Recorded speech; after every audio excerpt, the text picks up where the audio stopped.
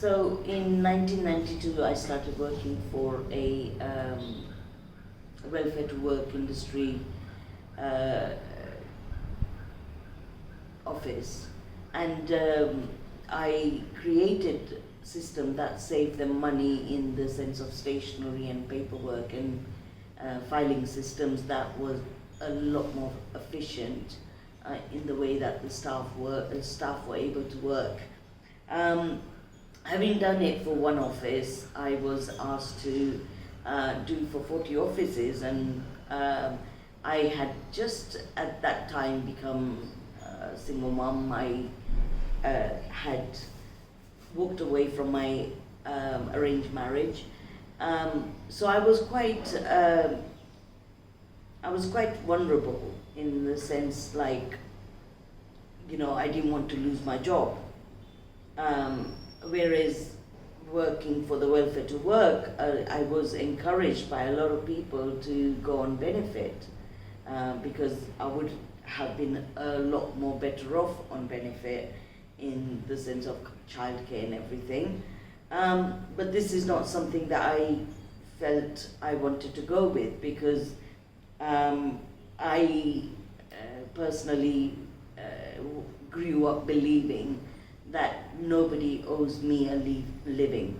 I brought my son into the world, and it is my responsibility to make sure that he's looked after, not the world's responsibility. So this is the view that I had created in my life, and so work was my passion. That's how I saw it, as passion. There was some passion, but then it became an escapism, because when you're at home, you get, you know, your personal thoughts coming in, and certain things that creep up in the sense of anger or frustration or anything, pain. So I felt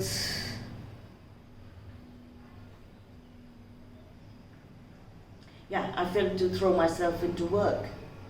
I left home at 5:15 in the morning. I was off. I was in the office by 6 o'clock.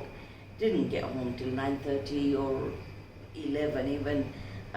So yeah, that was my life, and I felt like I was successful. I managed to buy 2 houses as a single mom. I was going great in the sense of my work and career goals. And then I came to a realization that my spine was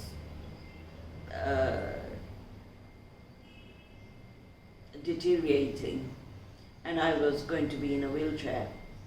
So there came a time I was trying to hold on to my homes, and it was like grasping onto something that doesn't want to be with you.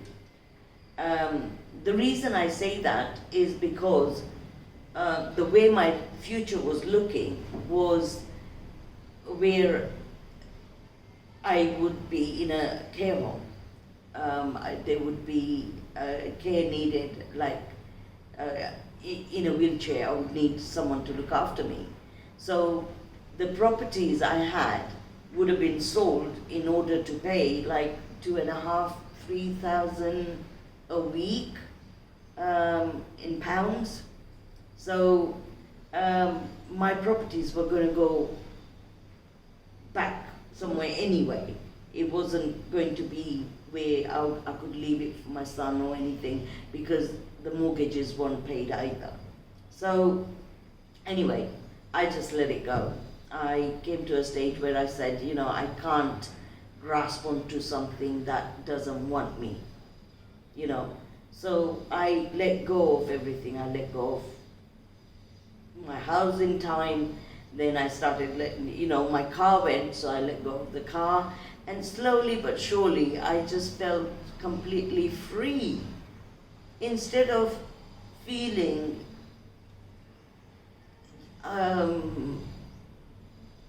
how can I say, like where you don't have enough, I felt free. It was like, wow, whatever I need, I have. And that was the most beautiful place to be. And hence the reason I let the process follow its where it needed to follow, with the courts and everything, with me becoming homeless, and even whilst in the park, you know, the power of mind again here. If I see that, oh my God, nobody was there to help me or support me, or you know, through my trying times, I could live in that pain.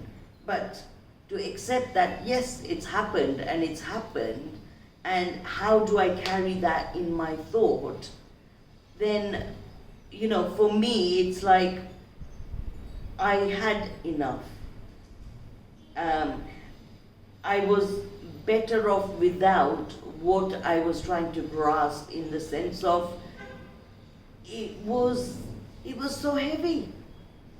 It wasn't just one sack of potato, it was so many, because the way the systems unfold, I mean, in this world where, you know, there is benefits and support given, with the pretenses of you being taxed all your life, so you're working your life away, paying your taxes, and you have a